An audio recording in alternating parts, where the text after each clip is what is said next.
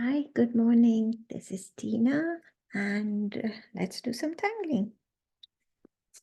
Let's clear the space and start.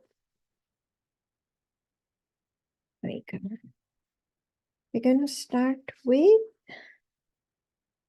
some gratitude this morning. What are you thankful for? I know for sure I'm very thankful for the beautiful sunny morning it is today.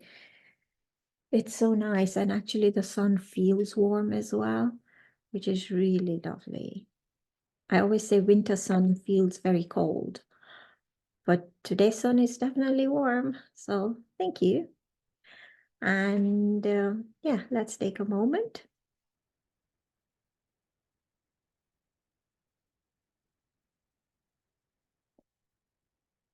Okay, so what are we going to do today? No idea. Let's start with corner dots. Always a great way to get started, focused, get into the paper without stressing. So I'm doing the dots and the border at the same time as I turn the tile, but you can do the dots first, then the border. There's no right or wrong, there's no mistakes, and I have to remember to put my glasses on. There we go.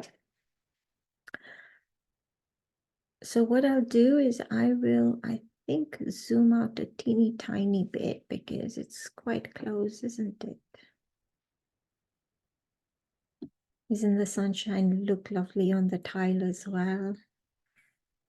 Actually, I'm thinking, I can see the sunshine, and you know what? That's what my string is going to be. So we've done the corner dots, we've done a border, let's do a string. So what I'm going to do is I am going to actually use the shadow that's falling on the tile as my string. Yes, so there we go. That's my string. And let's see what we will do with the string. So I've done the string with just a pencil. This is an HB pencil. I'm using a Zentangle tile. This is the square 3.5 inch by 3.5 inch. You can use any paper you wish, pen. You can die cut it to approximate size of 3.5 inch if you wish. It's absolutely up to you what you use to draw. I'm going to draw with a Micron 01. I may shift to a bigger nib. I'll see how we get on. So what am I going to do? Let's start. So I've done the string. I used the shadow from my arm as my string. Why not? I don't know if you can see with the sun shining on it, but yeah, there you go. Yeah. Let me see. Do you know, Tangle I've been really enjoying this week has been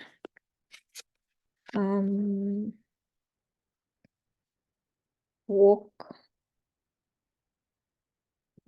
the line. Walk the line. I think it's walk the line. Hold on, give me a moment to look it up. I did save the name and who it's by because my memory is pretty rubbish. Yes, walk the line. And this tangle is by Chris. Oopsie daisy. Chris Titus.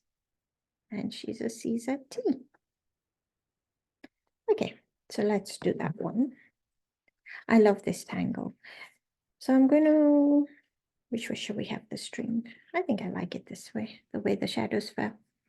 I'm going to start actually with an orb about, yeah, let's go there. A nice largish orb. Yeah. Now with walk the line, what we're going to do is I'm going to go do a wibbly wobbly circle. And I'm Probably going to do another one to make it into a larger one. And it just needs to be wibbly wobbly. Next, what we're going to do is we're going to break this circle. I'm going to leave the orb. We'll shade that as a gemstone, but we're going to break this into sections. So, well, what I prefer to do is break it into quarters first, because then that gives me direction in which direction I want to draw my lines. You can go as close as you wish or leave some space. You can go random, some wider, some narrower, but you're just going to draw just lines across.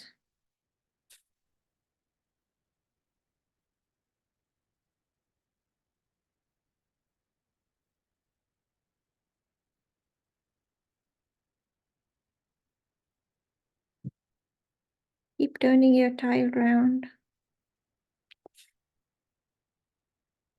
There we go. And you're going to do the same on this one.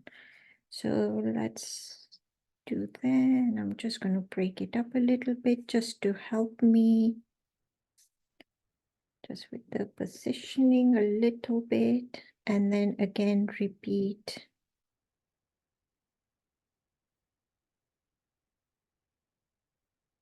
As I go along.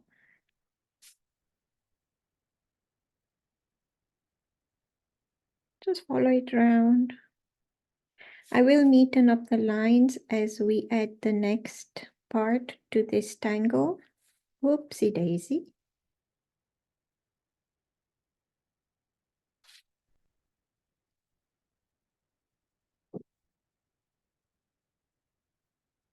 So the more lines you put, the longer it will take to add the details. You can leave more space if you wish.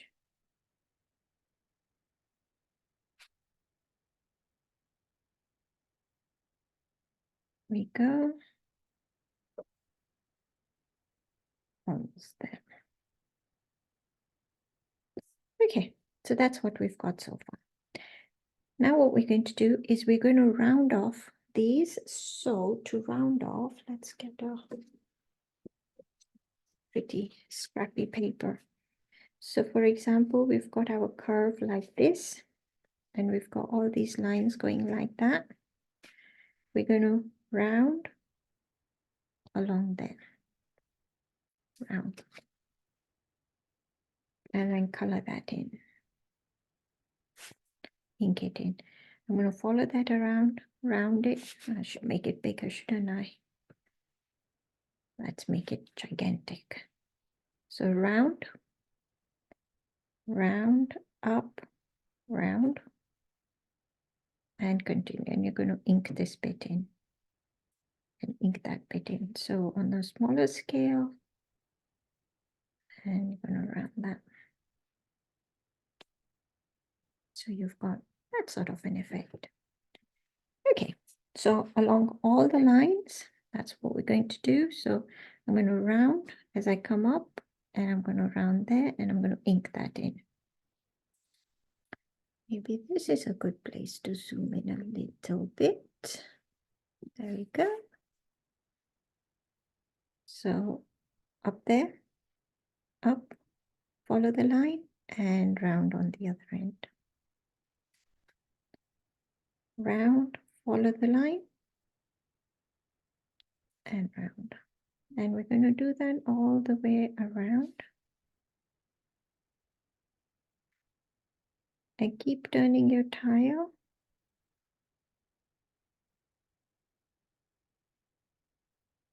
You can make bigger rounds or you can make dainty rounds. If you make bigger rounds, the whole tangle becomes a bit more dramatic. So by that I mean, so for example, let me go here. If I make teeny tiny like this,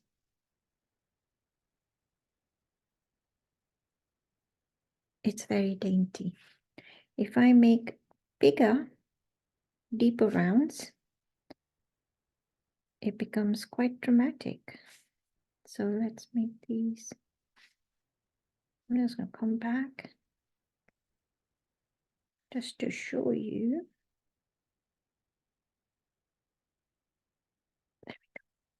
So compared to these three, that's a lot more dramatic. So it depends on what you prefer, what your preference is. You can make them dainty, you can make them larger, the roundings.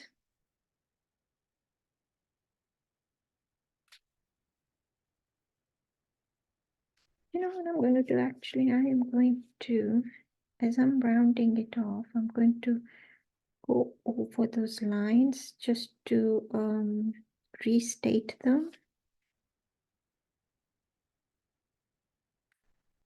And can you see it makes such a difference when you go over the lines again?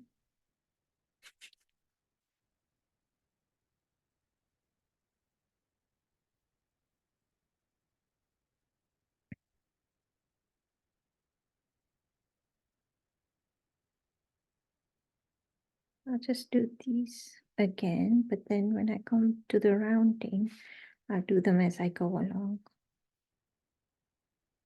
Let's make that deeper and follow it down. So round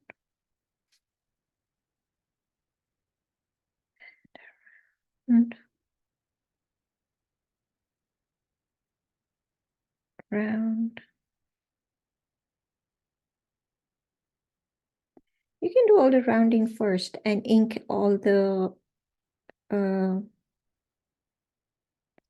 all the corners afterwards if you wish. I like to ink as I go along. Again, there's no right or wrong. Whatever is your preference. No, the sun is gone.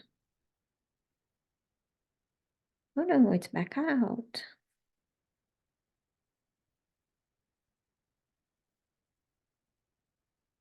It's such a beautiful morning.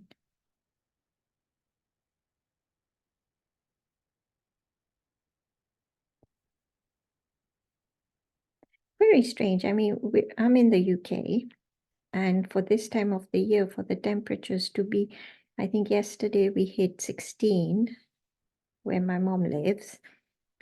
And so unusual for November. Sorry, not November. We're not in November, Tina. For what month are we in? February. February. So look at that. Isn't that pretty? That is so pretty. I love that. And we're going to repeat the same. Of course, if you use a bigger nib, it's a lot quicker. I tangle quite small,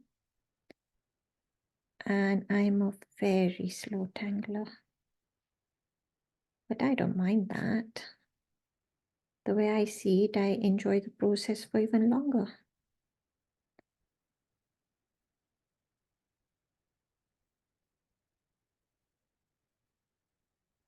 Definitely not about completing the tile quickly, taking my time, enjoying it. Just being present in the moment, really.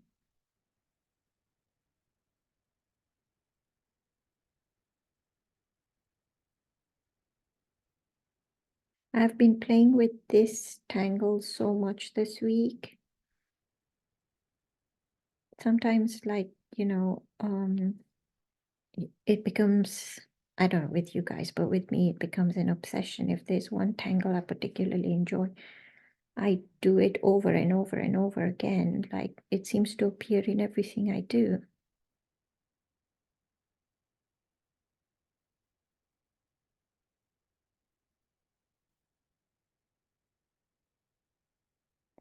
I'm not pressing with my pen. I'm just like letting it glide on the tile itself. The Zentangle tiles has got a slight texture. They're not like super smooth. You can try on both. You can try super smooth, you can try textured and see what works for you.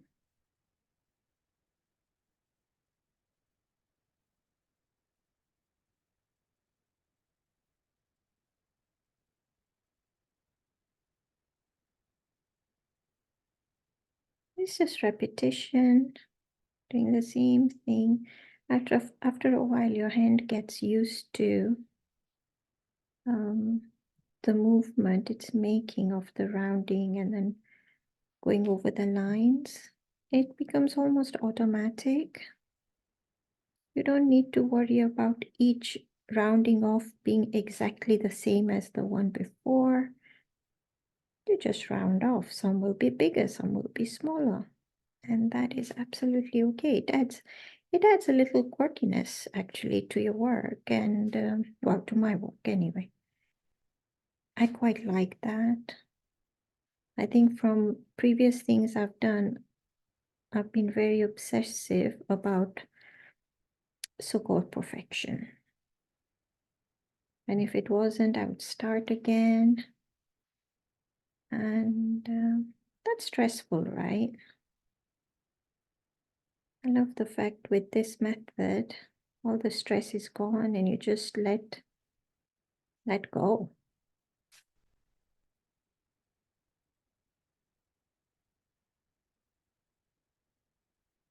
If my hand slips, it gives me an opportunity to think, oh dear, oopsie daisy, and then how can I change that to something else? It's a new opportunity to add something else. Or leave it as it is and then have a giggle a week later thinking, oh dear, it slipped. I remember that.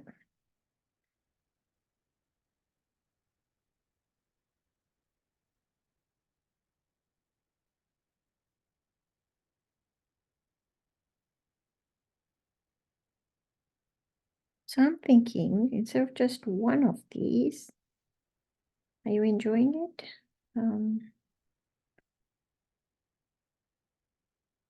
How about we do another one? I like to do things in odd numbers. So I think if I'm eating my hair. Random thought. Hold on. Next time, I think I need to tie my hair up. I'm just going to restate this circle, the orb. There we go. Make it a bit darker. So like I said, I like to do things in odd numbers. So let's put another one here. So this one, let's do it a bit this way or this way. Let's go here. You can make it a bigger orb. I wanted it a bigger orb, but it didn't quite work. My hand obviously wanted a smaller orb. So there we go. Again, a wibbly wobbly. Now the second one I am going to put is going to go under this one. Just a wibbly wobbly. There we go. So that goes underneath. So we pretend it's going around like this. And then we repeat. So I'm just going to break it up just to help me a little bit.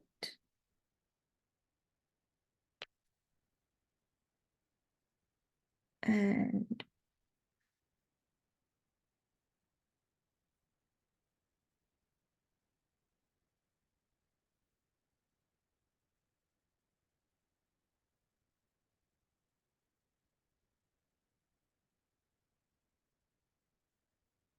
I'm shedding hair. It's like when our pets shed their fur.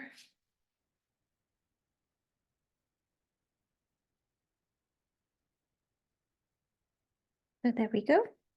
And then I'm going to repeat that on this bit. And that goes underneath. So that's not going to have any rounding because our thing would be here. So our rounding would be up here somewhere. So something to keep in mind as we are tangling. Sometimes I forget and just I get so carried away with the rounding that it just continues. Other times I remember. Either way, it works.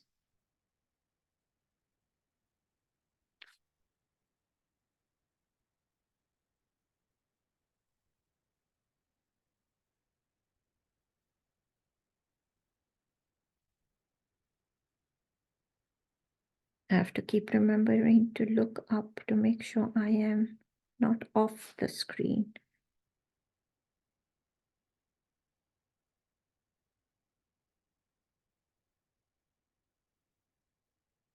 All those will be underneath.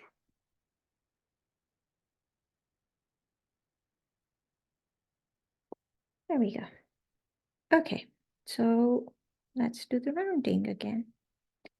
I'm going to come around, round it, follow the line down, ink that.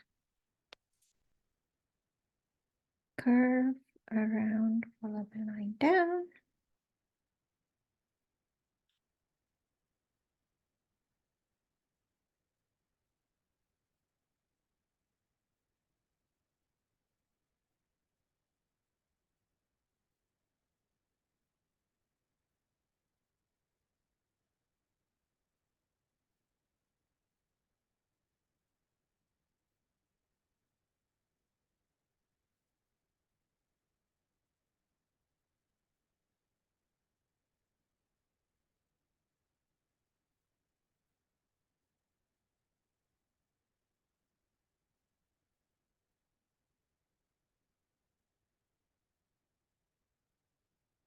There we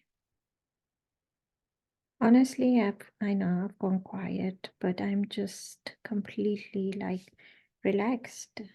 As you're doing this, don't forget, to stop, think, breathe. Well, think about breathing anyway. Although you shouldn't really be thinking about breathing, it should be automatic, shouldn't it? But sometimes when we are focused so much into something, we're holding our breath without knowing we are holding our breath. So take a moment, be mindful that, you're just taking a nice breath in, hold it for a second or two and release.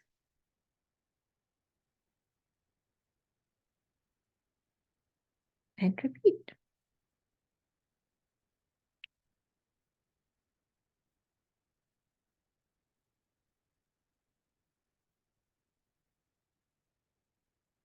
How pretty is this looking?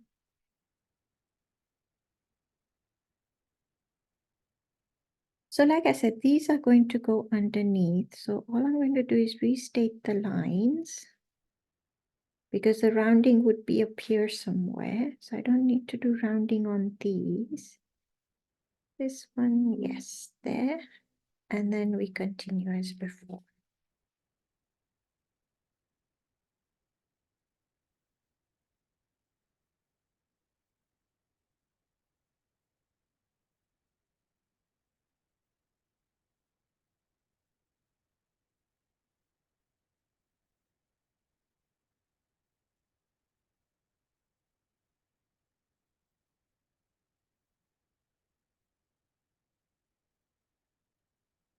I don't know if my hand gets in the way as I'm drawing of what I'm drawing. I'm hoping everyone can see without my hand getting in the way.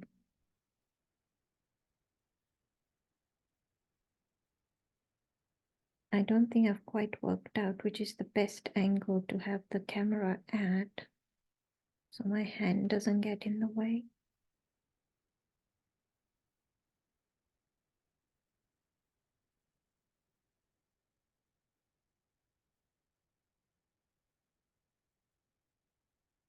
And how to stay in the center of the screen. I haven't worked that one out either.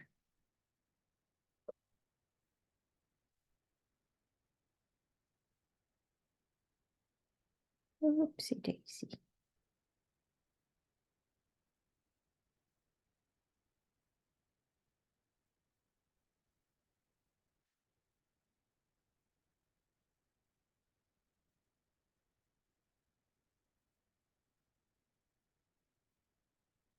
My lines are getting thicker. It's quite funny.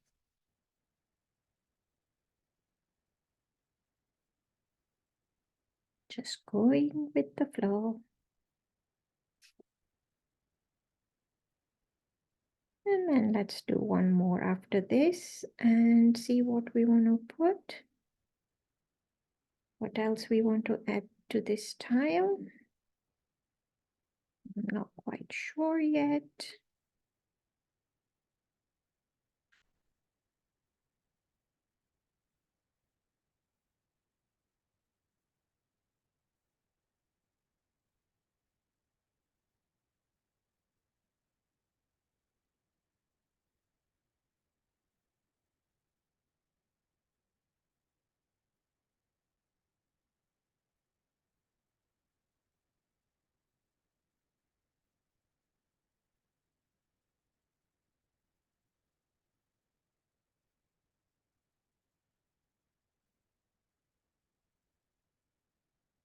Anyone got some interesting plans for the weekend?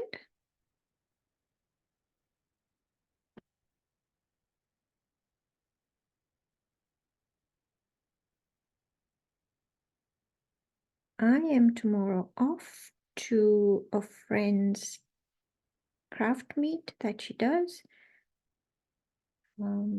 Eileen does what she calls a crop once a month.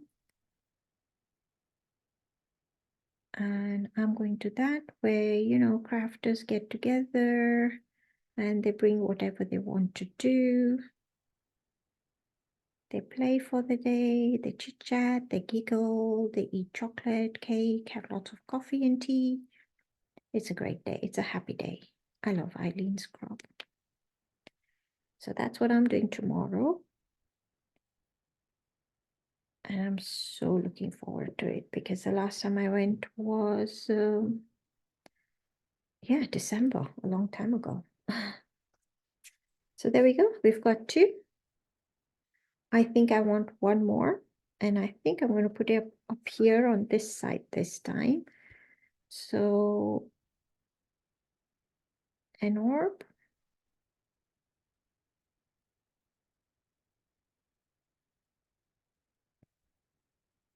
I'm going to do a teeny tiny one actually this time. So wibbly wobbly.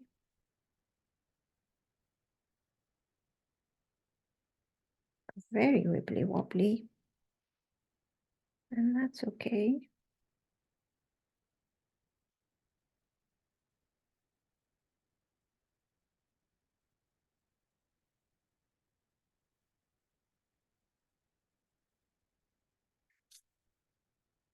So yes, I'm looking forward to going tomorrow. And obviously I'm going to be taking my tangling with me. A couple of things I've started, I haven't finished. So not that I do much other than talk and mingle. But whatever I can do. So I'll take that in the hope I can finish some of the unfinished tiles. I don't know why I'm drawing that way. Normally I go either from left to right or I go up to down. I don't know why I was going the other way. It felt wrong when I was like trying to go this way. It felt wrong. I think you have to find the angle that works best for you to draw in.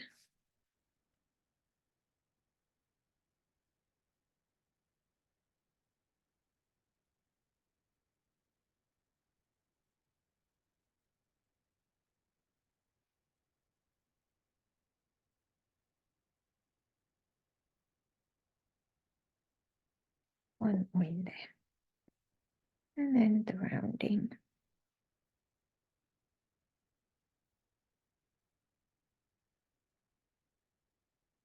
You could do a whole tile with one big walk the line. That would be so dramatic and cool.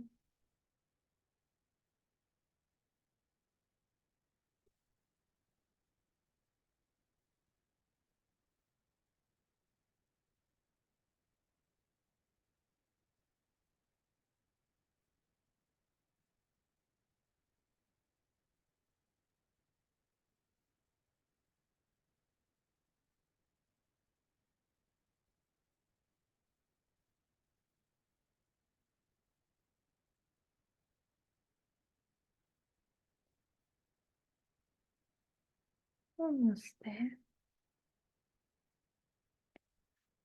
I think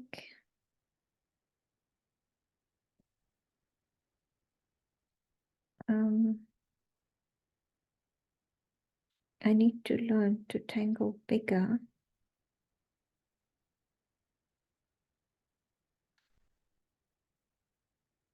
Nah, I don't need to.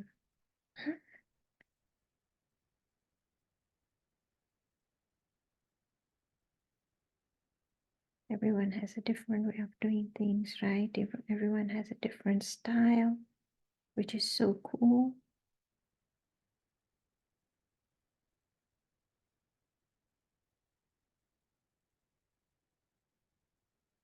If you're new to tangling, you know, you only have to go to, for example, YouTube. There's so many videos out there, and you know, try and view as many videos, enroll for workshops with as many tutors as you can. There's a lot of tanglers who do Facebook lives, who do Instagram lives, you know, look out for them. Because everyone has a different style, everyone has a different way of explaining things. And you never know, you know, for example, if I say something, it doesn't make sense, but there'll be someone out there who'll say it in a different way. And it will make sense to you. So it's really worth looking up. The other thing, you know, if you're new, in the App Store, go and search for the app Mosaic. It's by Zentangle. And oh my gosh, the inspiration in there, it is just absolutely amazing. Absolutely amazing. So worth downloading the app and having a look.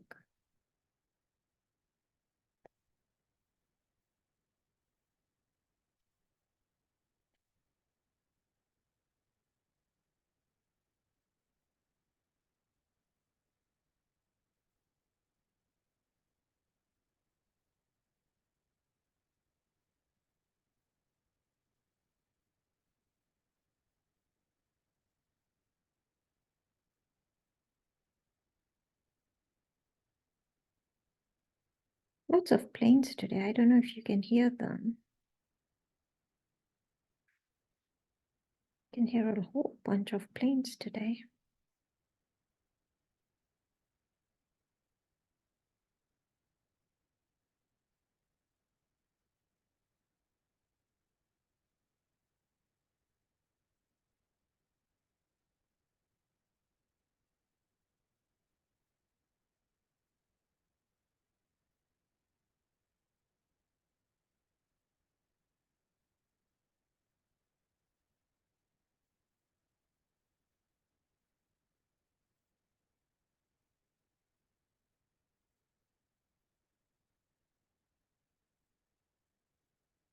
Almost there.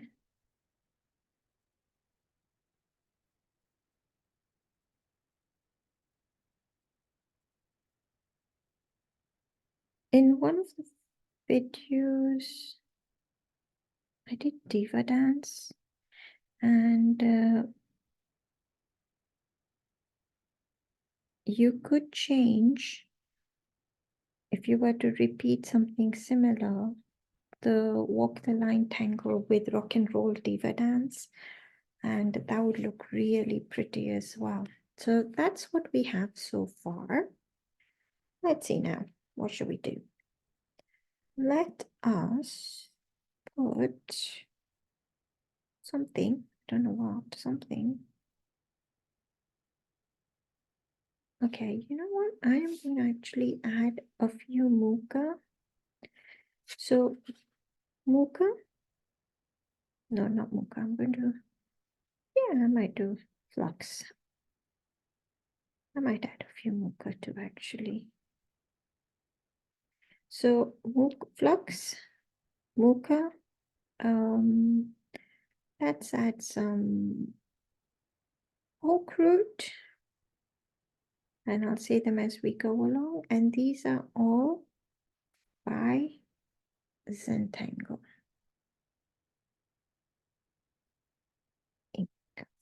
Okay, let's start with flux. So flux, we do a curve around and come back in towards the point. Curve around in towards the point. You can embellish with a center, dot, dot, dot, dot. You can just do a dot. You can add a little curve and a dot. It's up to you. You can do this and put a circle at the end. You can this, oopsie daisy, this and add a fescue at the end. Lots of different ways. Okay, so let's add some flux. So flux, we'll go around and towards the point, bring a center vein, and I'm just going to put a dot. How about mixing it up with muka? So muka, you're going around again as we did with the flux. I want to follow it around, almost bringing it to an orb, stopping when I get close, and then bringing it back to make a stem. Yeah. And so that's muka. So, and poke root is, you're going to do two curved lines like a stem, a little curve like that, and then it's an orb. So I'm going to have it starting there. I'm going to pretend it comes around this way, around, and there you go. That's a poke root. Let me show that to you here. So basically it's two stems, a little curve, and an orb. That's poke root. Okay, so let's do a few of mix and matching of these. I'll do another flux. Maybe one more flux. A poke root.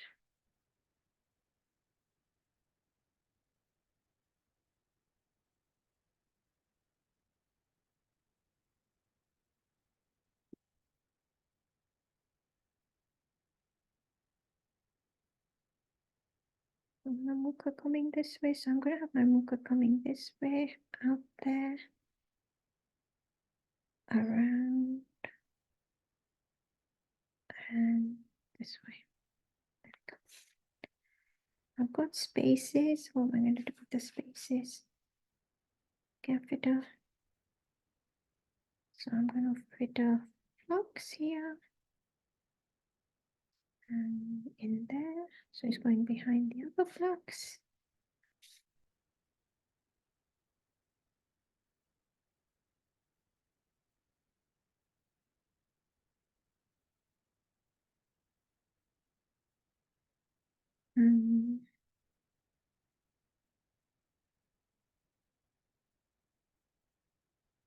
Under there. over and around. I think I'm going to leave that there for the moment. Now in the spaces, what I'm going to do is I am going to just round them off where there's all these spaces. Just teeny tiny rounding off.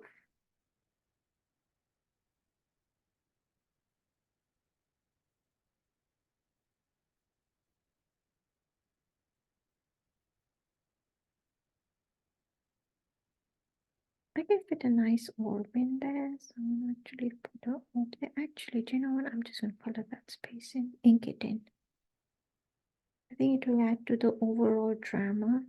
I'm gonna ink it in. I changed my mind. Forget all this. I'm gonna ink it in. I think I would definitely want a bit of drama. There we go. And I'll put another few orbs on the outside. And where there is the space between either your muka, your poke root, or your flux, you can either round off where they meet or you can ink it in. So another orb here, maybe.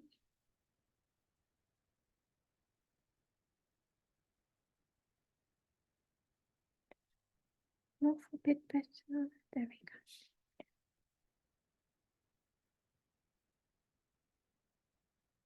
Okay, I really have no idea when to stop, do I?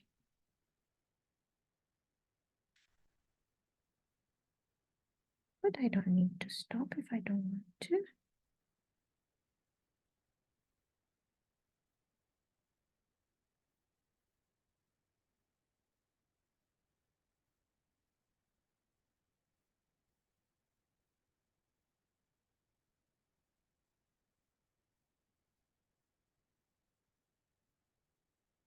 Have a look, turn your work around, see if you want to add any more of them anywhere. And so we've added the orbs. So for example, I've added an orb like that. What I'm going to do is I'm just going to round them off so they are attached. What do you say attached? Connected to the leaf. They're sitting on the leaf. It grounds them.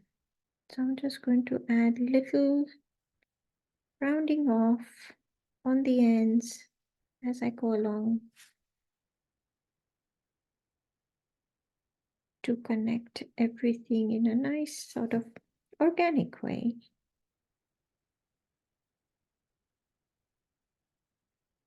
I love rounding off things. You don't need to if you think you like the look of what you have, you don't need to. So that's what we have. I'm going to add just a couple on this side. So of flocks and what should I add? Let's go with a pork root. And you can add anything you want. It can be a pork root, it can be a mocha, it can be another flux. Whatever your hand is telling you to draw. There we go.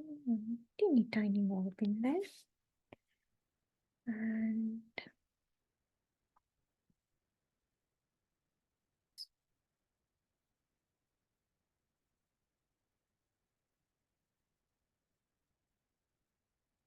I'm doing a flux in here underneath. Go. It's growing at a odd angle, but that is okay. Because in nature, things do grow at odd angles, right? And then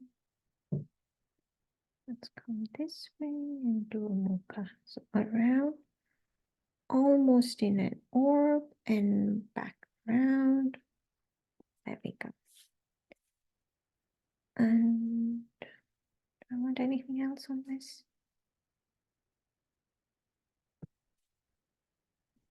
Just one box here. I think I'm going to leave it there. I'm going to put a nice large orb here to connect the two areas there.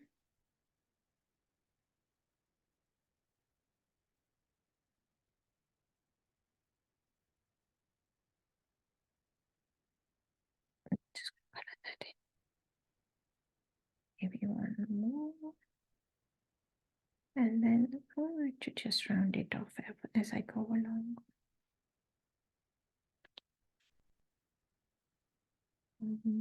One here.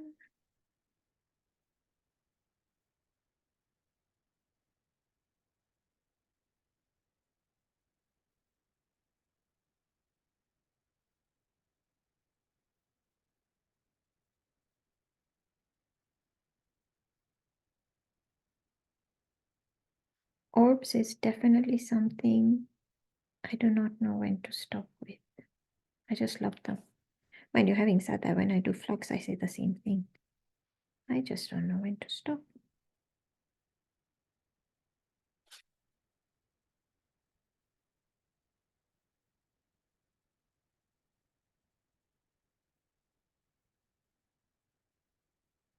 So that's what we have.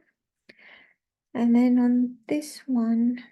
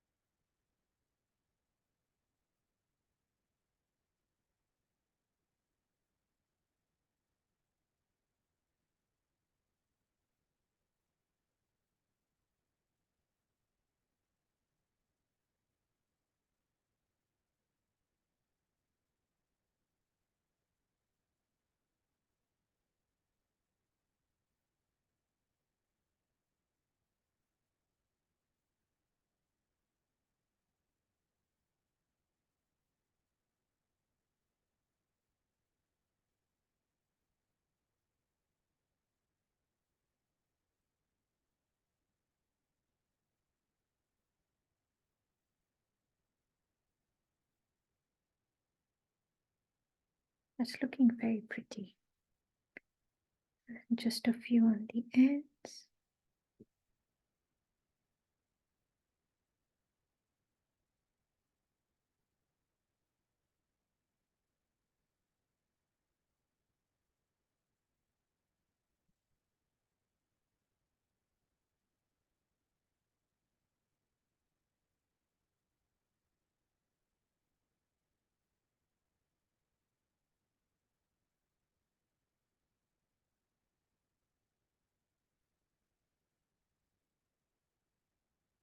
Some large, some small.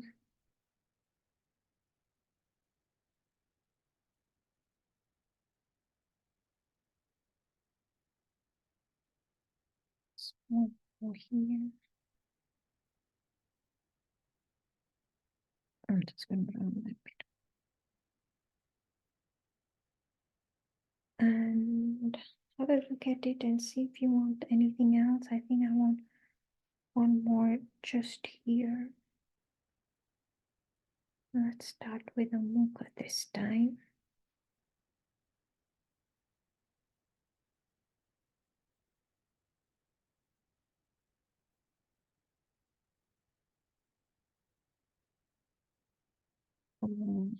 Book root.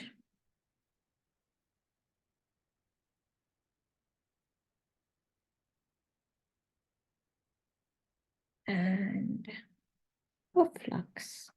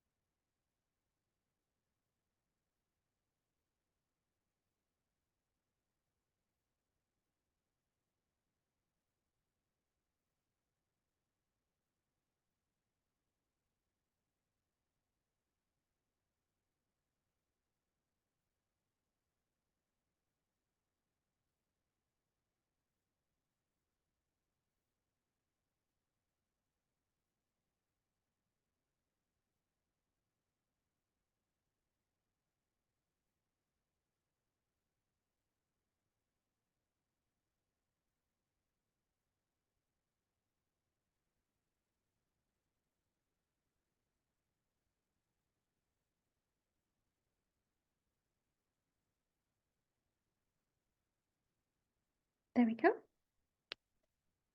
So that's what we have so far. Okay, now where we had our string, which was here, and you can just about see it there. And I'll go wibbly wobbly. So I'm just going over the string again. Those are the only bit that's showing on my tile. Just gonna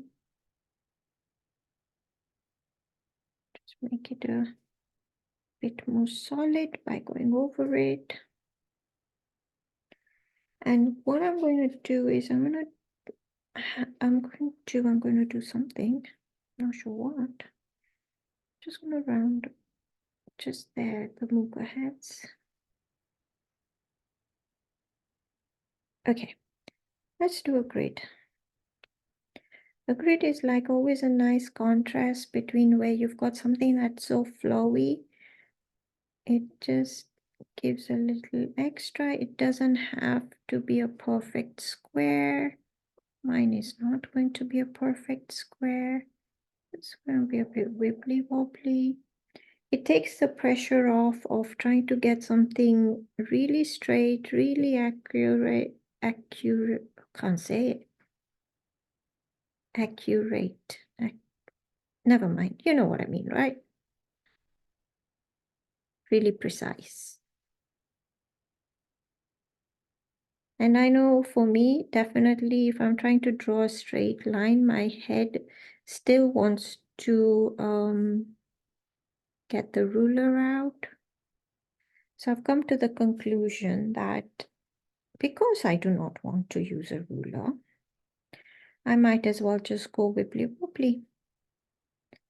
So again, as I'm going to break this into uneven, some straight, some at angles, because I am taking the pressure off me to get it straight.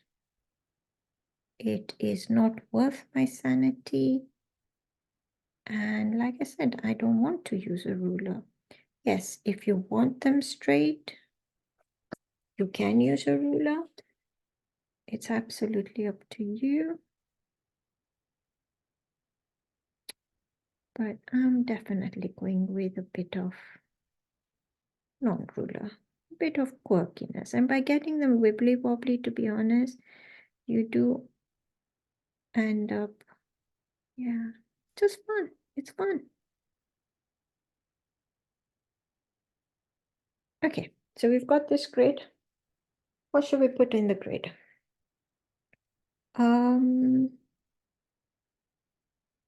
I will add, I don't know, I will add something.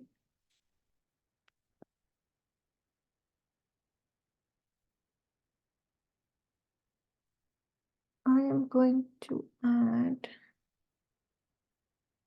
do you know what? I can't decide. I'm gonna pull out my book. I'm going to zoom out and show you. So I want to add a fragment into these little sections. And in my book, reference book, so I'm in this book, Zentangle Primer 1, there is a chapter with reticular and fragments. I'm just going to have a quick look and see what I want to add.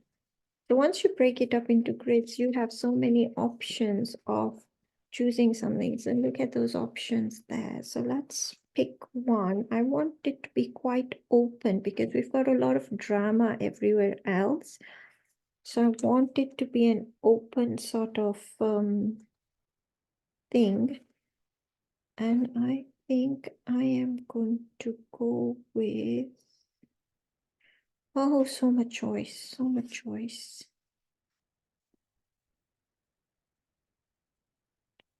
This one's pretty. This one's pretty too. I like this one. V2. Yep. Let's go with V2. Okay. So V2, let's choose one that's a full square. was a circle in the middle.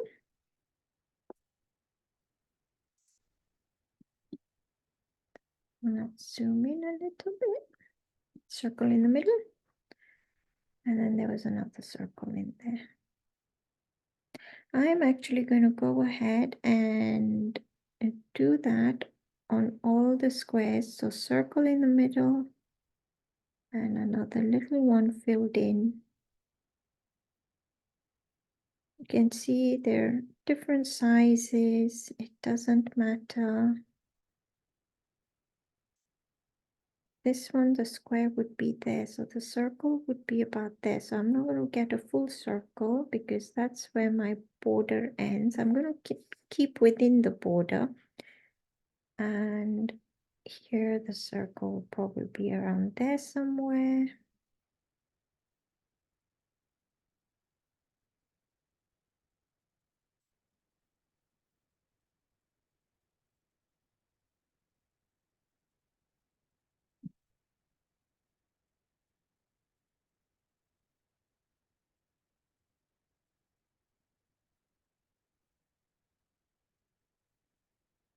And some of them you won't get circle depending on where your flux and mucus and poke roots and all those are. It'll just be an impression that it's there underneath.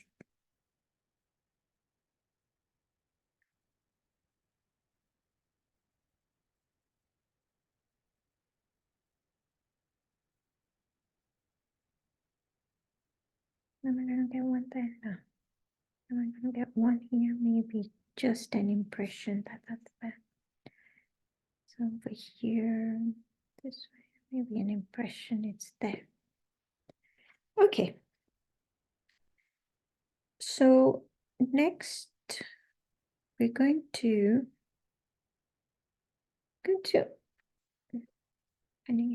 let's do a bigger one. So we've got the circle, we've got the circle. So I'm going to start along there, take off, and come there.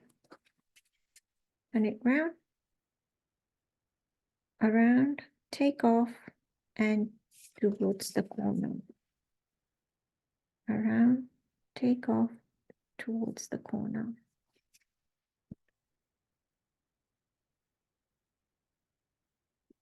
Yeah. Once we're there, we were going to come here and we're going to bring it about 2/3 of the way. And you're going to follow that around. So we have that.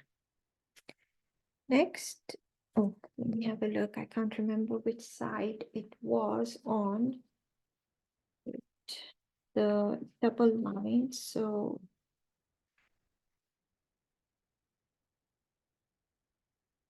which one did I have? This one here, V2.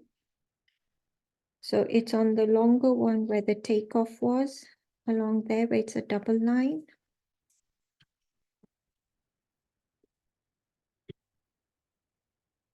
So you're going to, from there, leave a bit of space and taper it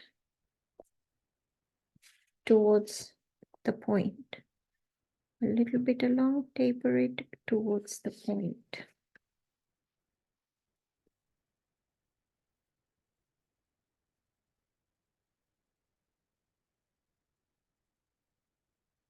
Yeah. So that's the next bit. So what I'm going to do is I'm going to start there. As I come around, I'm taking off and I'm going to the corner of the square. So again, take off and to the corner of the square. Take off to the corner of the square. You can see I keep turning my work. So I've got that. Now to make it,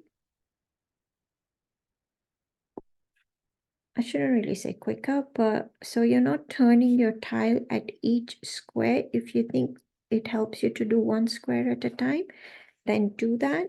But I guess because my hand gets used to a certain flow it's going in, which for me gets broken if I'm turning the tile every single time. I prefer to do that stroke along the way all at one, sort of without turning. So for example, here's our circle. So I'm pretending I'm taking off there, I'm coming around and there. So now what I'll do is all the ones that are at this angle, I will do them while my tile is already at this, in this position, because my hand is used to following that curve. And it works for me better this way. So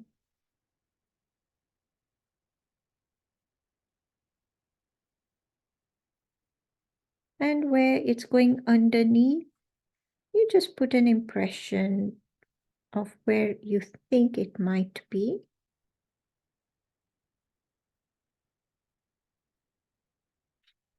If you're not sure, leave it for the moment and you can always come back to it later.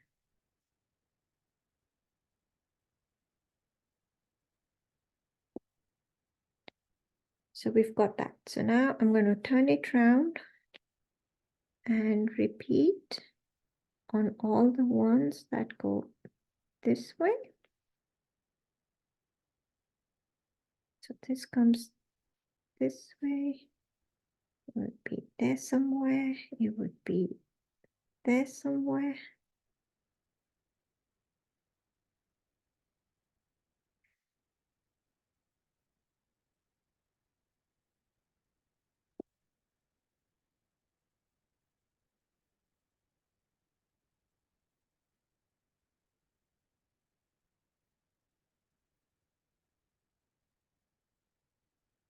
And you will notice in a bit that there will be another pattern that starts appearing with this tangle, which in itself is really pretty as well. So now I'm going to turn it and work the other corner.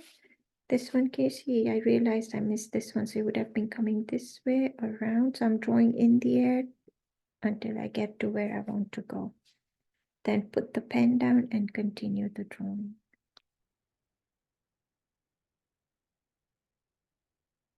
So around here, up.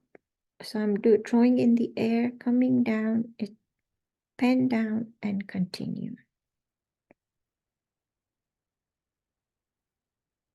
So around here somewhere, so I'm drawing in the air, I hit the paper there and continue.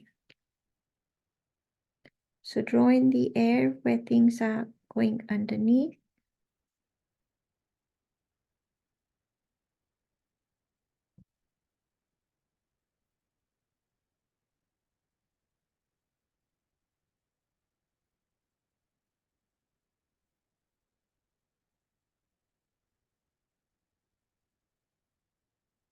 Yes, over there, so it would have been around here somewhere. Turn it around. And the last side. This in itself is pretty, even if we don't add the next part of this tangle,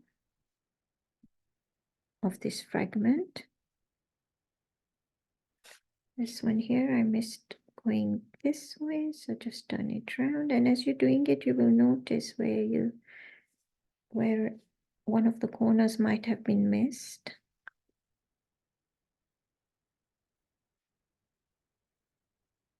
Again here, I missed coming this way to this corner.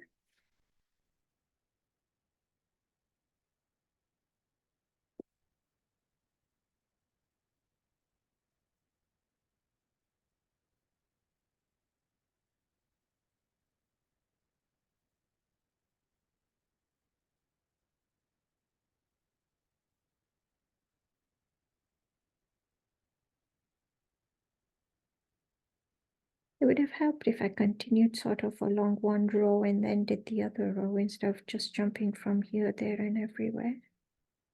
That's okay.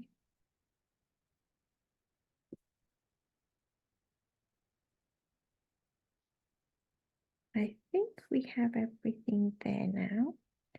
So the next bit was, so now we're going to look at each square individually. So starting at the corner, I'm going to go halfway. Now I'm going to actually do one square at a time because I do not want to get confused where my squares are.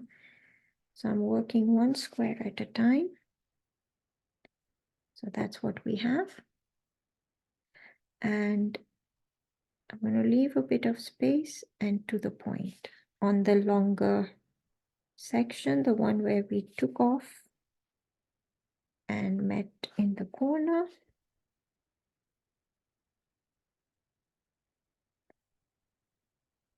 You can see that.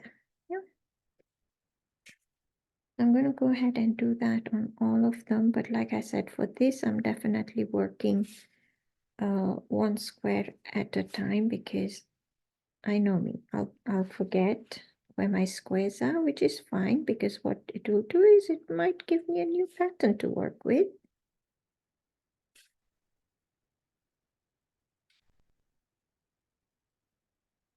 You're getting dizzy watching me keep turning the tile. I forgot this would have gone this way. So this is going to go that way. There's going to be one this way.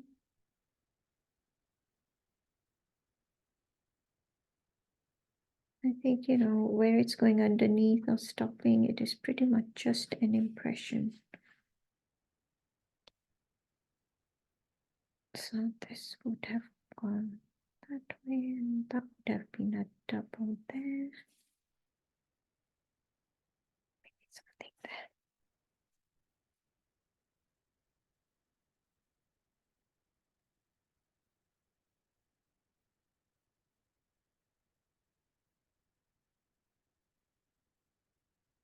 And you know, if you've sort of almost you had bigger squares, it would have been a lot faster. And if you're almost done or done, you can fast forward to the next bit.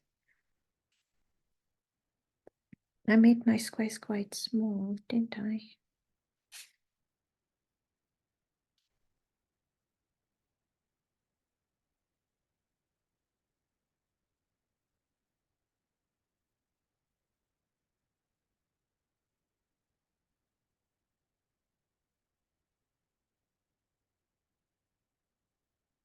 Going the wrong way, so it's the pen feels rough as well when you go the other way.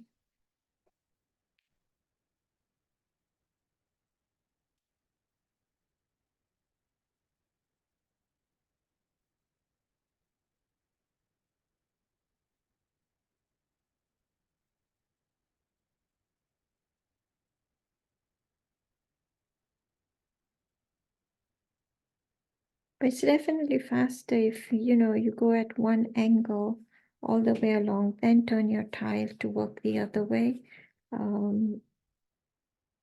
So if your mind can think like that, that is great. I know mine doesn't, so the chances are I will get quite mixed up. So I'm doing it one square at a time.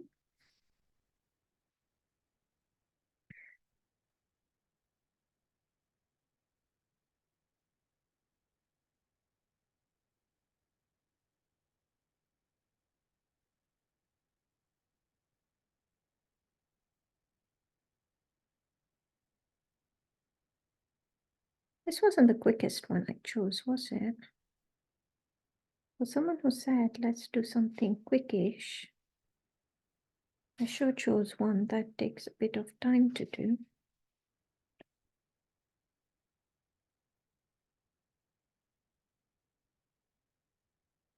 Look at how pretty that looks. And wait till we add the lines to this. It's going to look even prettier.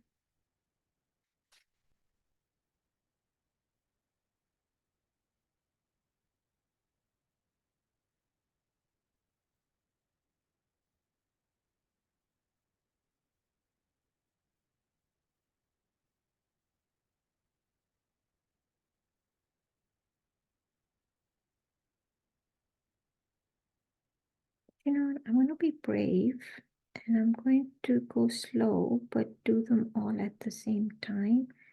Otherwise, I think we're going to be here forever.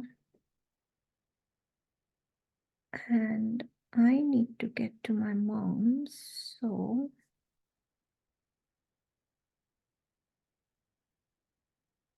yeah, it's definitely confusing me.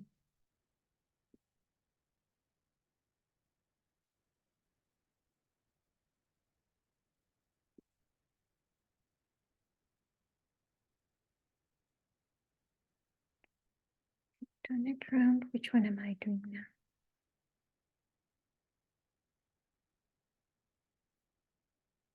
This way, so it would have come there, around there.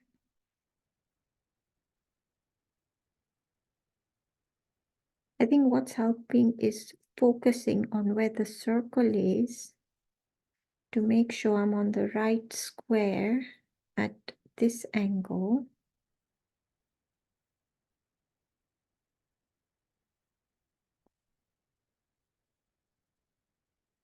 Have I missed anything? So focusing on the square, sorry, the circle.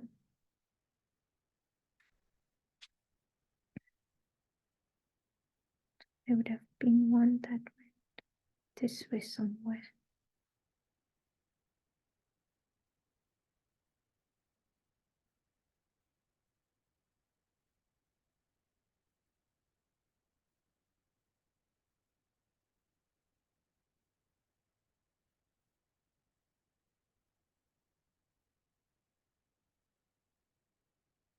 Have I missed one that would have gone this way around this way?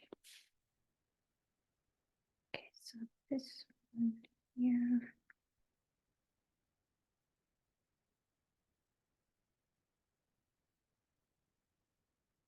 Wow, nothing like challenging yourself.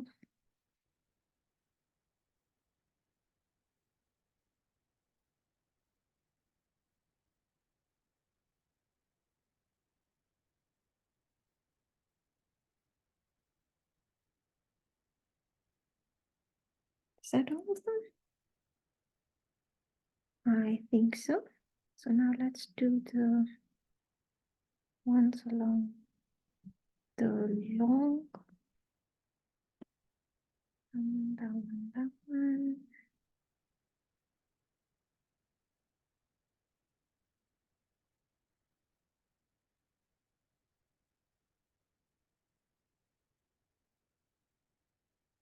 Am I confused? Yes. Are you confused with me? Most probably.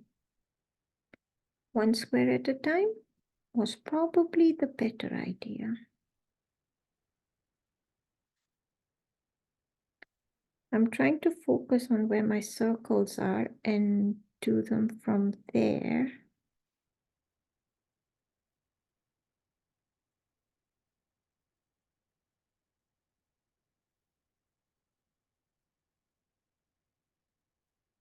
So if you're doing what I'm doing, focus on the circles.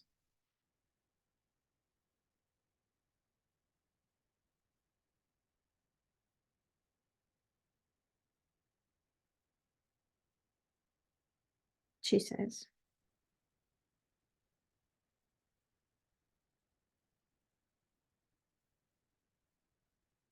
Note to Tina, keep it simple next time.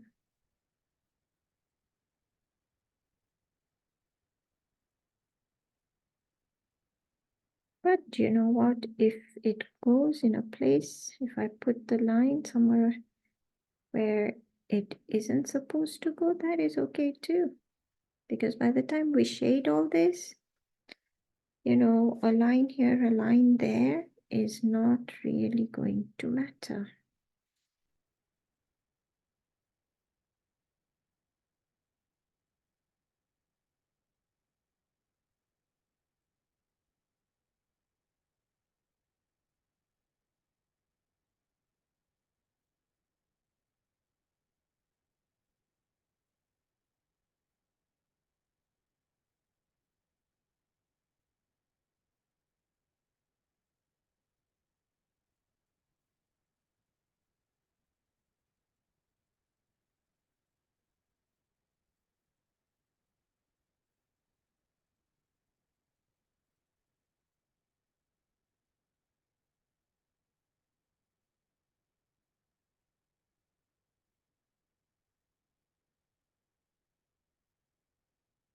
this one here was would have been here, this one.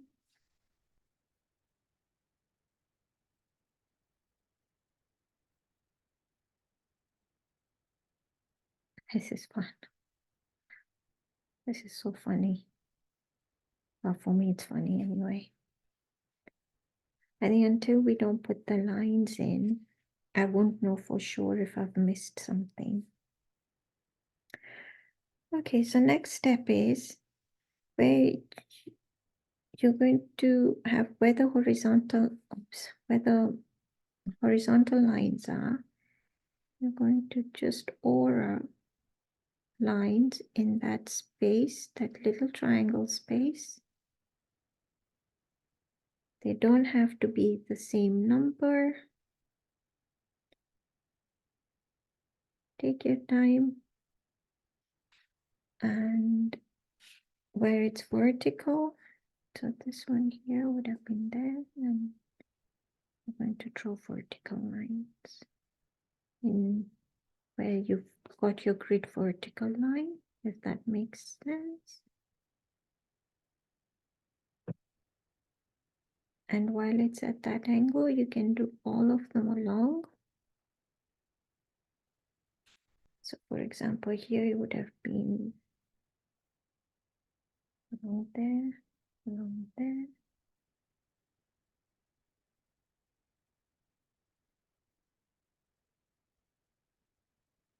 I don't know if you're seeing the pattern that's beginning to appear with the lines there.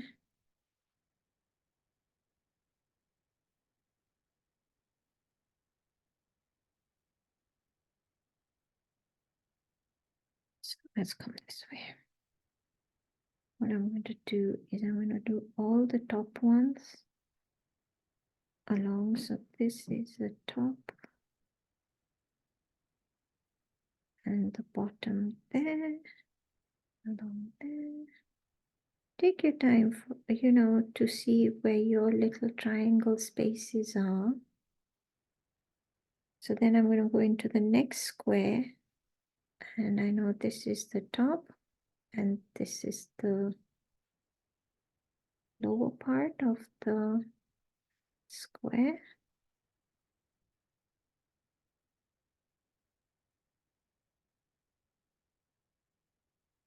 And if you think you're not sure, you can leave it out. Don't put anything, just leave it out. By the time we add shading, honestly, everything will be fine.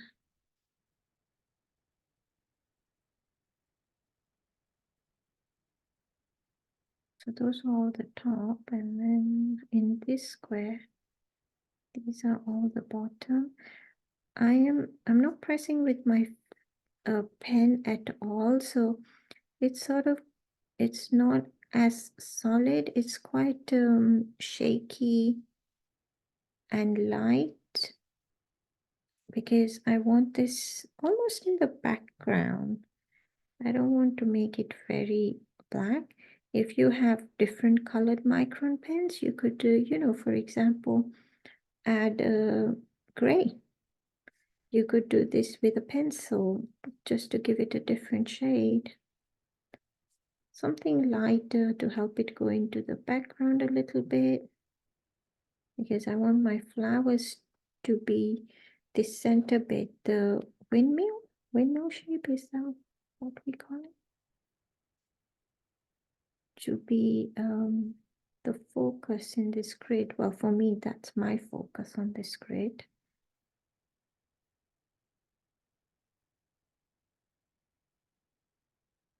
So some places I'm not sure quite where they go, but, and then I'm done my tiled round and I'm going to do the verticals.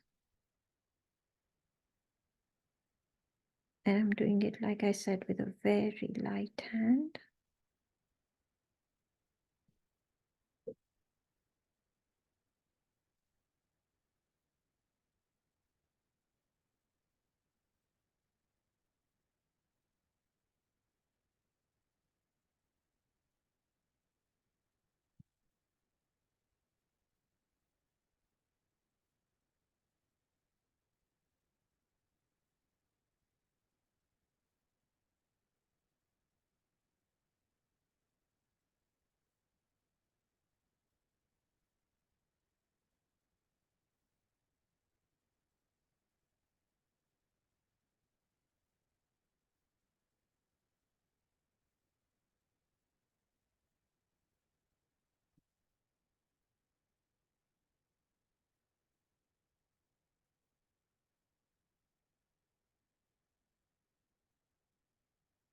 Now that we've got the lines, I think we can see the windmill pattern in the fragment appear more.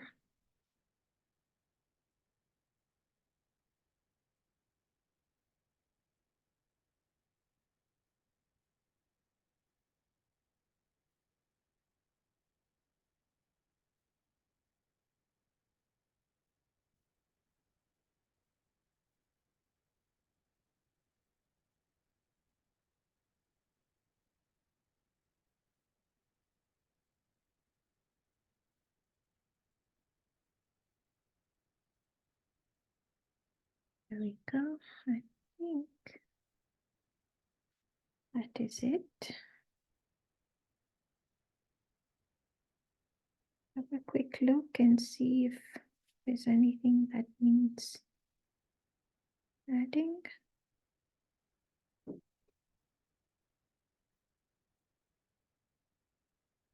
There we go. Okay. Next thing, shading. And I am going to use a tortilla and a pencil.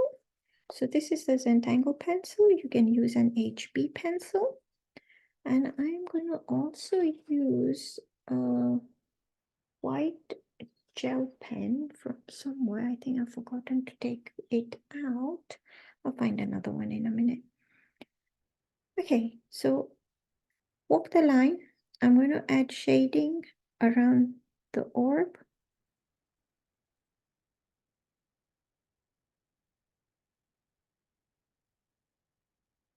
And around it's very little I'm adding. Let me pick it up.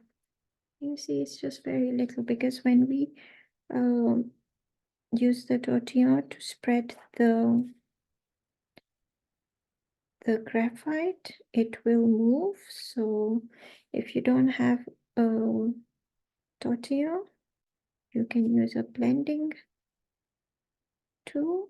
You can use cotton bud. You can use, there was another tortilla I had. I see it. Hold on, let me get up and see if I can find it. No, I can't. Nope, I cannot find it. The story of my life. I cannot find it. Just looking, just bear with me. No, it's not here. I must have put it somewhere else, like everything else. I've put it somewhere else. So there we go. And I'm going to do the same on this, on all the walk the lines. So towards the center, try not to go on the shaded, the dark area, because what the graphite will do, it will add a bit of sheen to the black, which makes it look a bit gray then. And then the same on this. So even though my pencil is sharp, I am sort of using it. You probably don't see it as well, but it is at an angle because I don't want any harsh lines.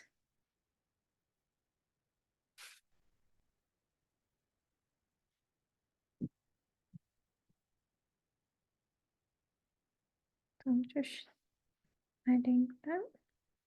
So I'll blend this and then come back and do the other things. Okay, so tortilla, and I'm going to pull that color out. So little round circular as I'm going around very gently. I'm not pressing, very gently. Again, I'm holding it at an angle all the way around.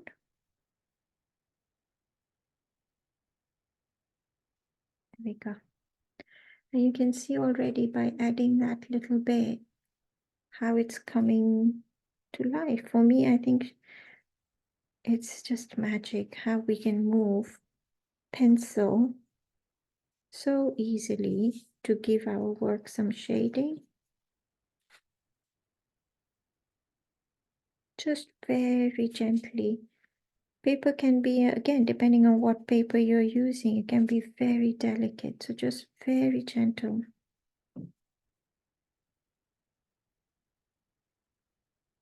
There we go. You can see this looks very different to something that's not shaded, like over here.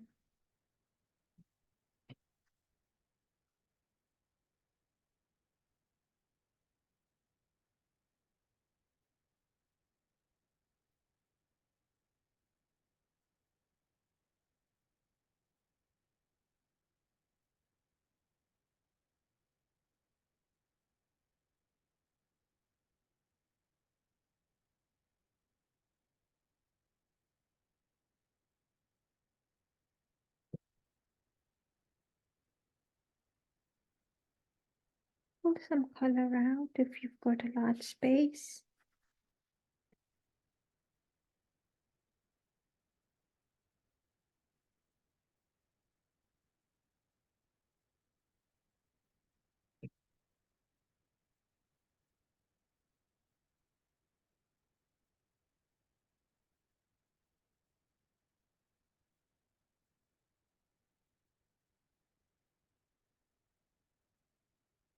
I'll come back to the center orbs in a bit. Let's get these done first.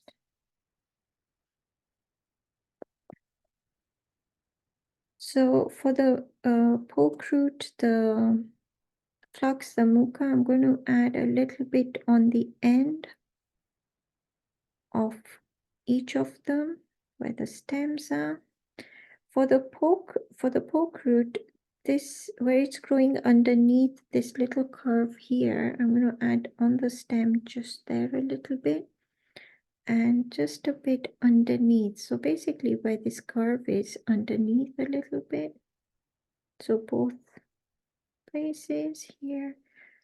Over here, I think I will shade it here like a smiley. And let me turn it this way. So you see, it's like a smiley. And for the poke root, I'm going to leave some space and just put a upside down smiley.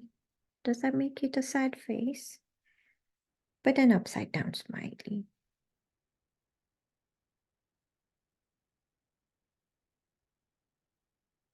So at the base, underneath the bit it's growing, for the muka underneath, and for the poke root at the top, base of the flux.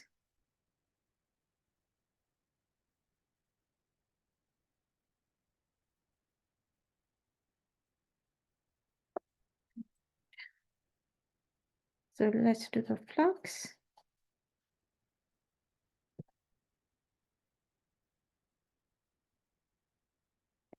I'll do all the flux first.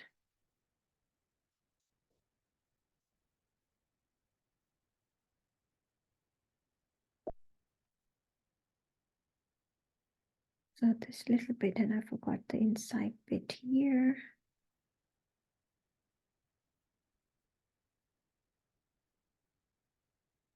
It grows under there, so I'm going to put a bit there where it's going underneath.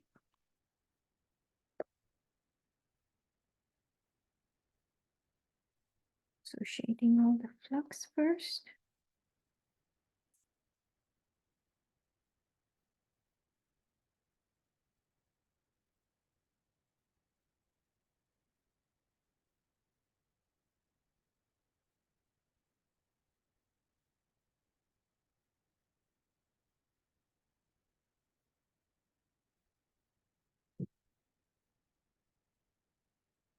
One of them here.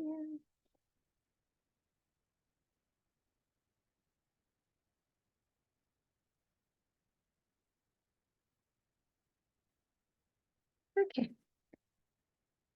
Poke root, this little bit there and underneath there.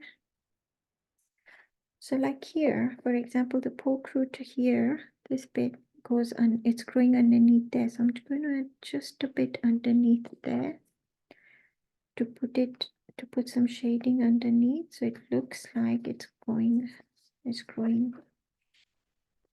underneath. And then where the upside down smiley is, I'm going to put some of that color.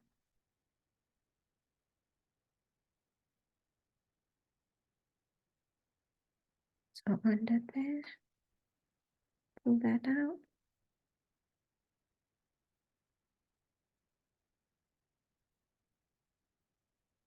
So again, here where it's going underneath here, I'm going to add just a bit of dark.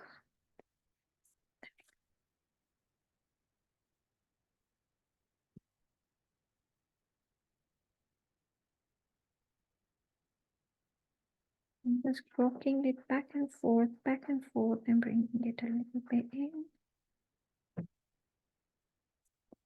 So once again, it's going underneath there.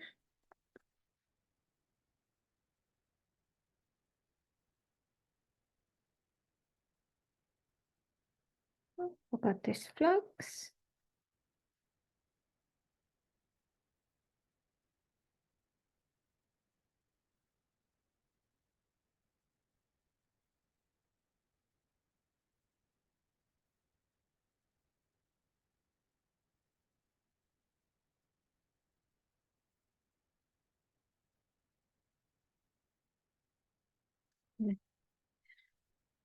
Got the smiley on this side and underneath there.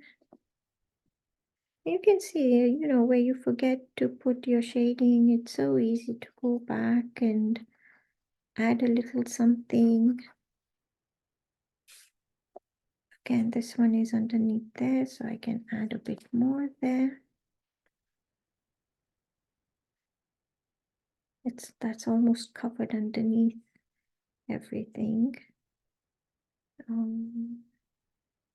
Let's do the mucus again. The smiley there, bringing it round. And from the stem out. Back and forth, rocking it back and forth, and then bringing it round. And this bit there.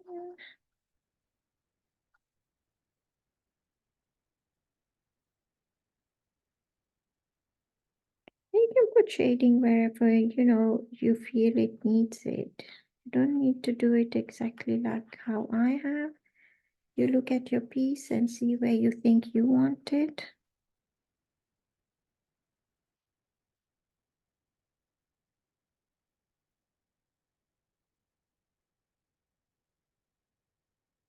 So that's what we have so far. Right, I'm going to, now let's see how to shade this. I am going to, wherever we have the lines, I'm going to put a bit of graphite. Wherever we put these lines between the windmill. And what that will do is when we blend that, it will make the windmill it will make it stand out even more because it will appear, well, white, right?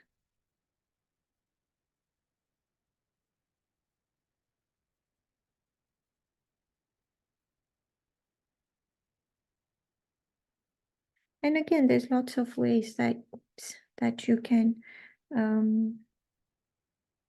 shade this. But I'm just going to keep it simple. See over here, I've missed the bit that goes from the center to there. But by the time we add shading, and because we've got so much happening in there, you don't really notice it. I love the, you know, when they say no mistakes, it's literally no mistakes.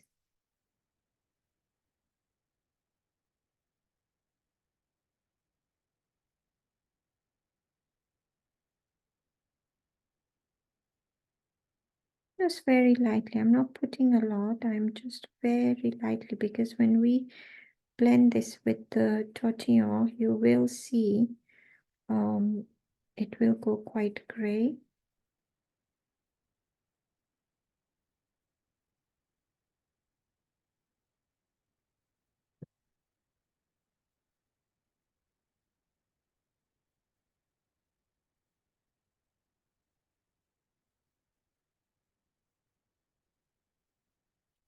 And that's it.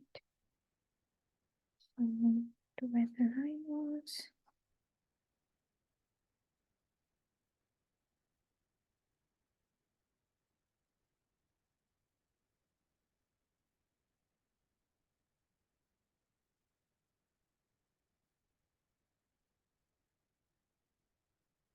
You see how the windmill is now standing out with the gray around. And like I said, it's only one way of shading this. There's lots of other ways that you could, if you decide to use this pattern again, that you could try a different way of shading it, and it will make the whole fragment look very different.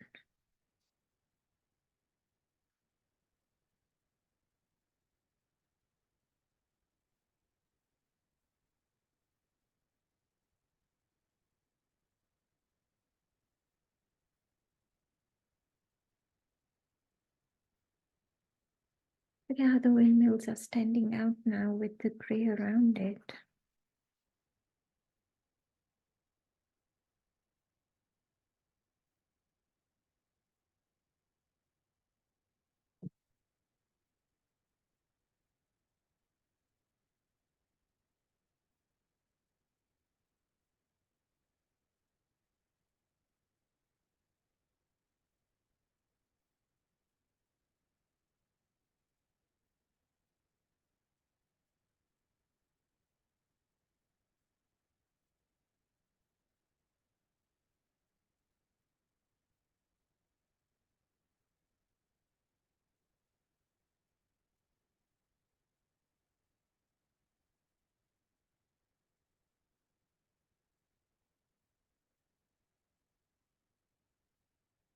I love the sound of that as I'm rubbing it on the tile.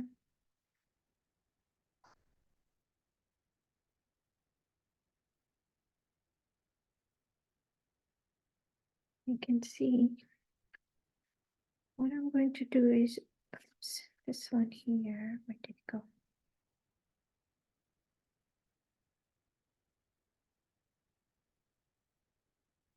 So on this, what I'm going to do is, let's see which orientation. I don't quite like it this way, actually.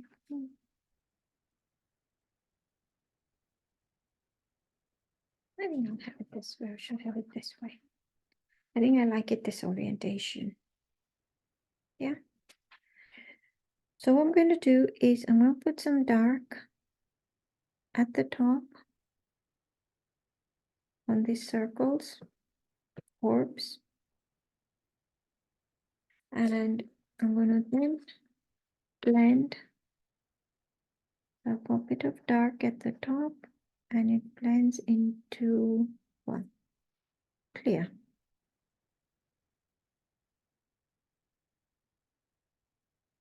Well, we've got something that looks like gemstones.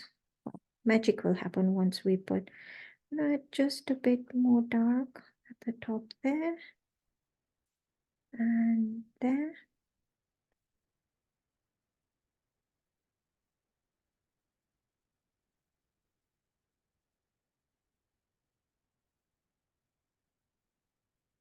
Blend it a bit more. It's about adding it in layers.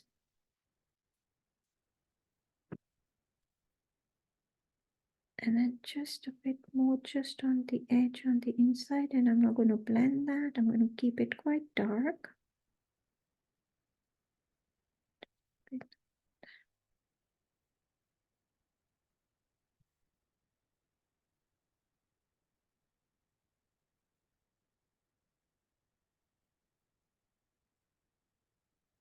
I'm going to blend it out, just make it a bit smoother, that's all.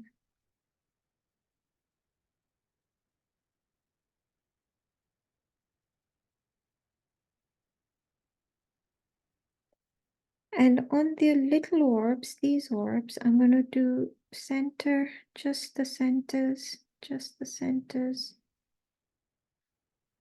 Some of them are teeny tiny, but it's still worth putting in just little circles in the centers.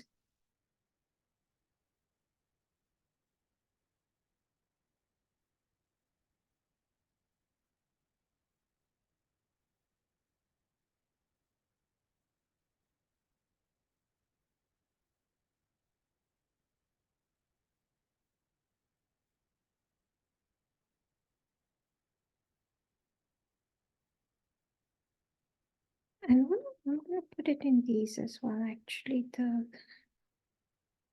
circles here.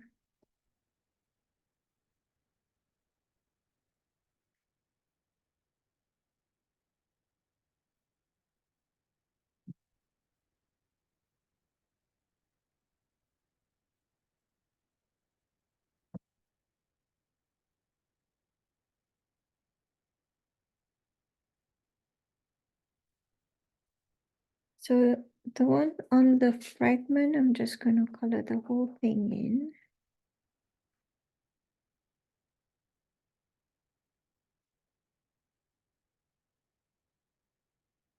I mean, you could also use, for example, gold gel pen between that the black inked center dot and the outline of the orbs, if you wish. I've just kept it simple with just pencil and just colored those centers in. But yeah, you could use gel pen between the two.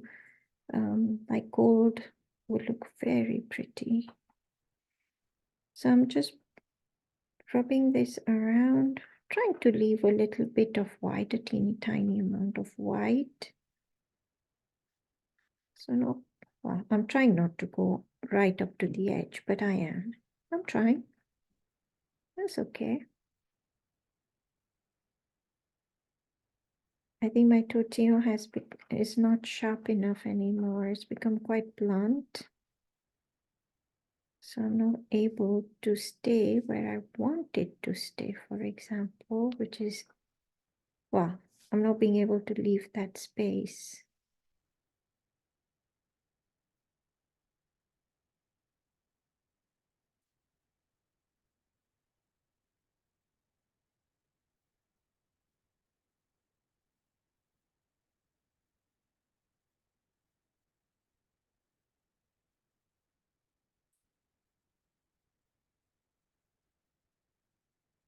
And what I'm going to do is just one last bit. I'm going to add a bit more in the middle, but I'm not going to blend it. I'm going to just leave it because when we put the white gel pen dots, it will make it look like pearls. So just on the orbs that is around the flux and the hookah and the poke root. I'm not going to blend these, and this will help when we put the gel pen. Okay, I need to just grab my gel pen. It is somewhere, just bear with me. I need to get up to reach for it.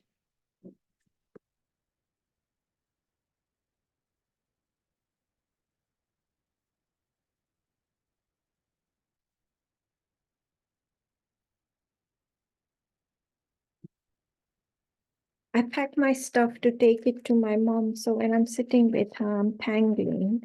So it was in the box that I take with her, because when I started this video today, I wasn't really thinking I was going to do gems and things, but here we go. I did. Okay, so you can use a Sakura jelly roll. I'm using this one here. And let's get it working. So let's start on these gemstones. I'm just going to put a little curve smiley and a dot on where it is the darkest area of the shading, and a dot. And where we have the the little ones here, I am going to do 2 dots. So let's start here, for example, one at the top, one at the bottom. Some of them are just touch, just an impression. Some of them will be able to get bigger ones.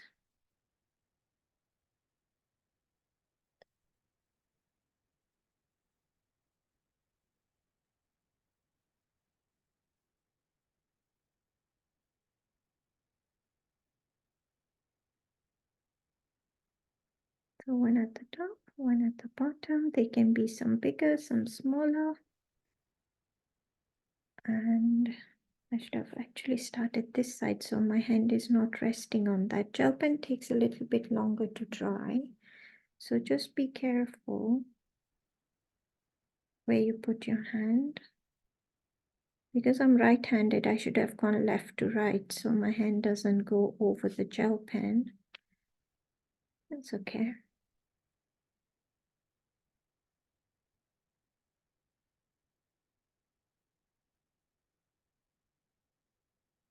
Some of them I just have 1 dot because they're too tiny.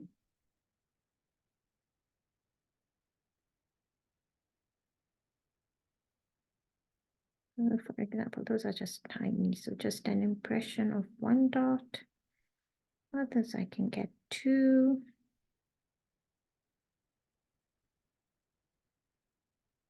If I'm standing, what I'm going to do is, now that I've done those, I actually want white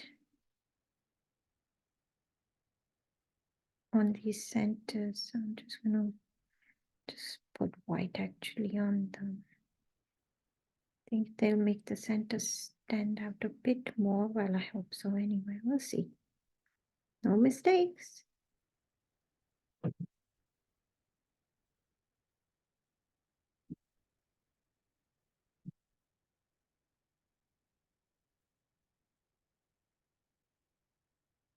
There we go.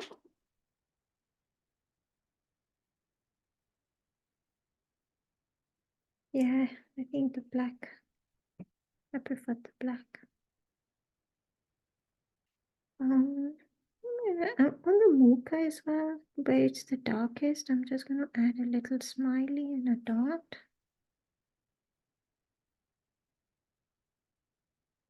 Just because, well, I can.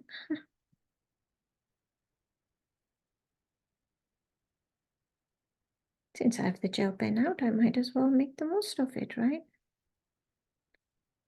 Where's the darkest? And I quite like the look of that. So, again, where it is the darkest on the poke root, I'm going to put just a bit there just to add some shine. You don't have to.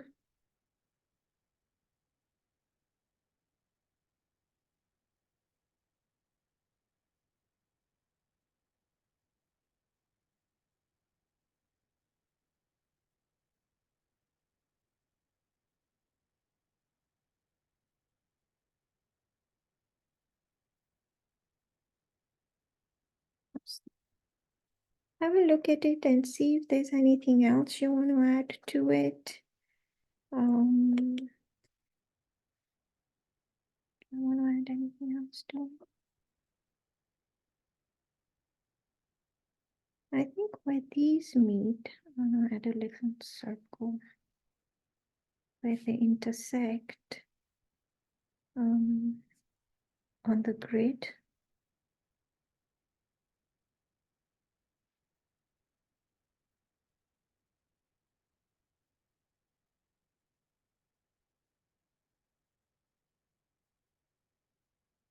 I'm going to give that a moment to dry.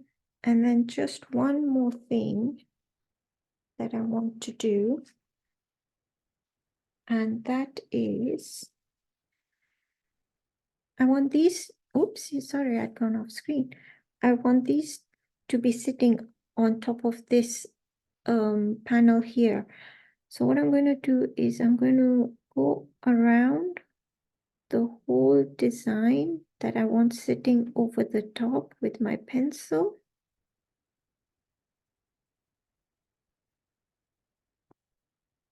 And up to the line. If I've got gel pen, I'm being careful. I need to be careful. I don't go over it at the moment because it might still be a bit wet. So around my orbs, around my muka,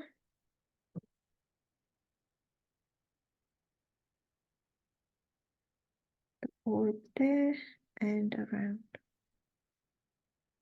And the same on this side. So along the line and along the main floral design. But like I said, I have to be careful I don't go over the gel pen. I did the gel pen first before doing this because I wanted the white gel pen to go to have shading too. If I wanted the white gel pen to stay on the top, I would have done it sort of right at the end. But whatever is under there, I want it to look like it's underneath. So I want shading on it.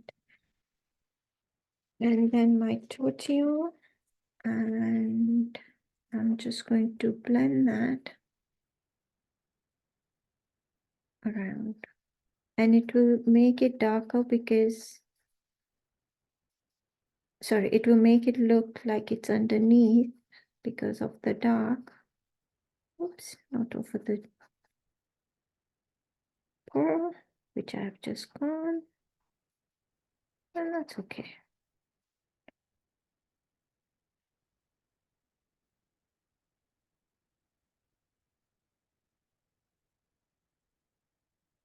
And then the same on the other side.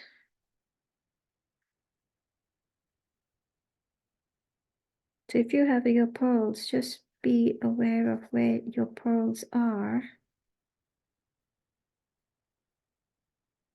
So you don't go over those.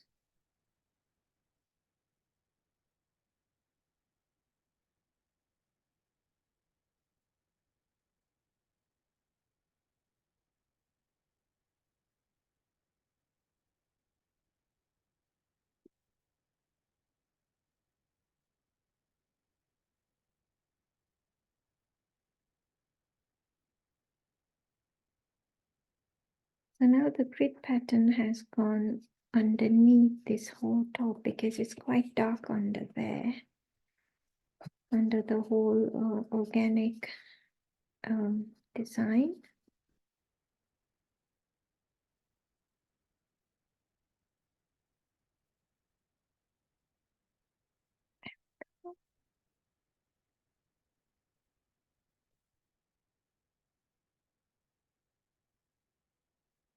So have a look, see if there's anything else that you want to add to it. I'm just going to put the name of the fragment we used, which was V something, V, and I've forgotten. V12, V2, V2. So it is fragment V2. I'm gonna add my name, today's date, which is 16/2/2024. This is my Tangle time, I think. 8, I could be wrong. Thank you so much for joining me today.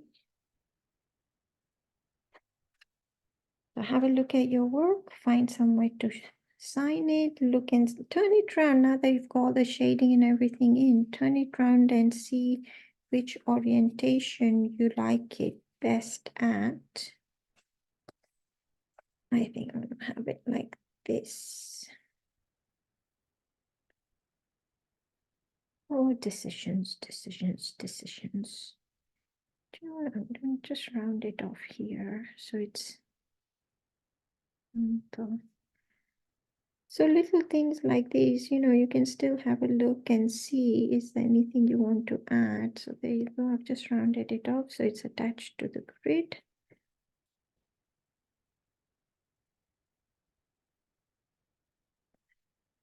Because we've added a lot of graphite, some of the lines may have gone shiny and dull, so it's worth adding that little bit of love to your work and just bringing it back to life.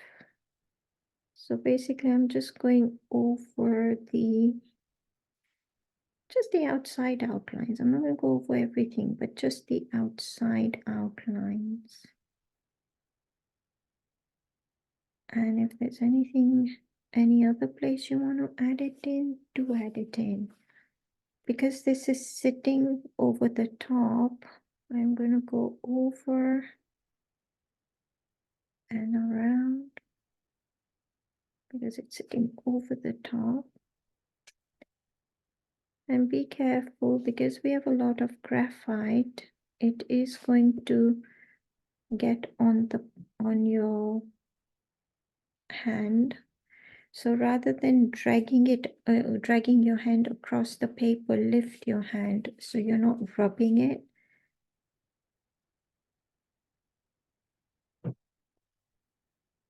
It just helps again to bring this over the top by just restating the line around the outline and adding the dark back in.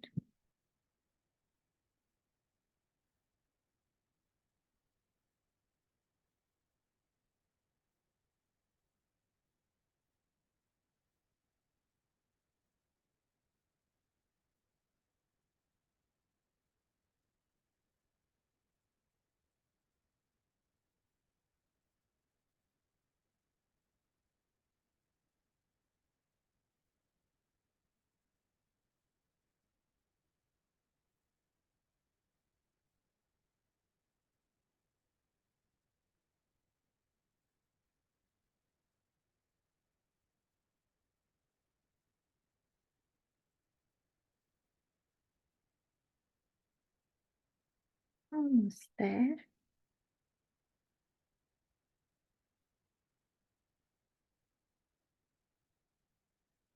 Again, it's not something you need to do. If you think you're finished with this tile, that's okay too.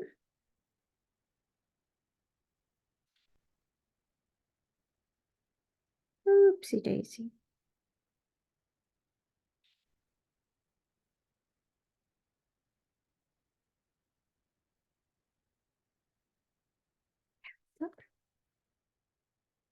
So which way do I want it? I'm back to square one where I can't decide. Okay, yeah, I'm gonna have it here. So let's sign it somewhere. And do remember to sign your work. Take a moment to appreciate your work. This is the me time you have had. Hold it back, look at it. Be proud. There we go. So that's the finished tile. Oopsie daisy. Oopsie, sorry. Not very good at this, am I? Never mind. I was trying to zoom a bit more, then zoom out a bit more, then zoom in a bit more, and it didn't work. So there you go, have a look at it, and you can see those gems and the little pearls. And yeah, that was nice. That was fun. Thank you for joining me. And I look forward to seeing what you create. Do tag me on social media so I can have a look. And yeah, till next time, take care. Bye.